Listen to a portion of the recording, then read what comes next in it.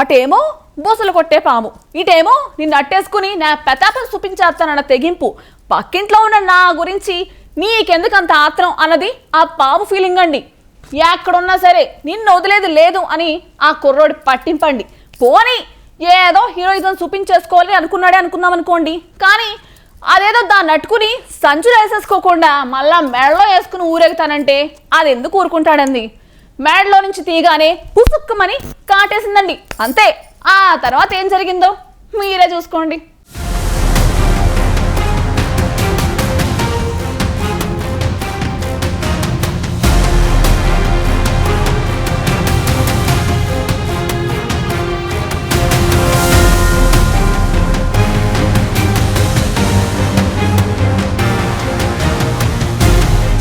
Open ప్లేస్లో ఎక్కడైనా పడగ విప్పిన నాగరాజు సడన్ గా కనిపిస్తే ఒక్క క్షణం టెన్షన్ వచ్చేస్తుంది. ఆ తర్వాత చెమటలు పట్టేస్తాయి.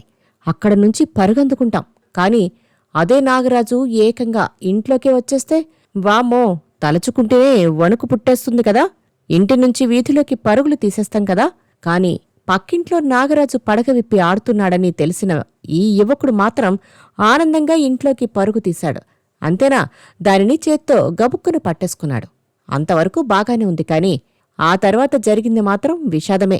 ఆ పాము కాటుకే బలైపోయాడు ఆ యువకుడు. ఉత్తరప్రదేశ్ ముజఫర్ నగర్ జిల్లాలో ఓ కుర్రాడు పాము కాటుకు బలైపోయాడు.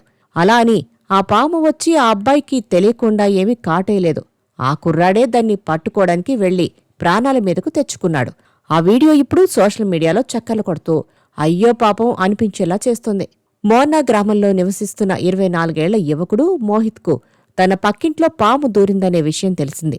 వాళ్లకేదో సాయం చేద్దామనుకున్నాడో ఏమో గాని ఎలాంటి జాగ్రత్తలు తీసుకోకుండా వెంటనే అక్కడికి చేరుకున్నాడు. పాము ఎక్కడుందని వెతికి ఎంతో చాకచక్యంగా పట్టుకున్నాడు. అంతవరకు బాగానే ఉంది.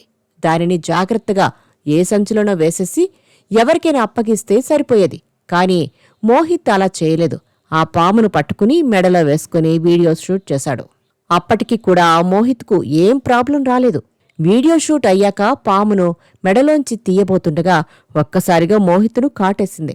దీంతో అతను అక్కడికక్కడే కుప్పకూలిపోయాడు. స్థానికులు, కుటుంబ సభ్యులు వెంటనే సమీపంలోని హాస్పిటల్కు తరలించినా అప్పటికే మరణించాడని వైద్యులు తెలిపారు. పామును పట్టుకోవడంలో తన టాలెంట్ను చూపించిన మోహిత్ జాగ్రత్తగా ఉండకపోతే ప్రాణానికే ముప్పని తెలుసుకోలేకపోయాడు.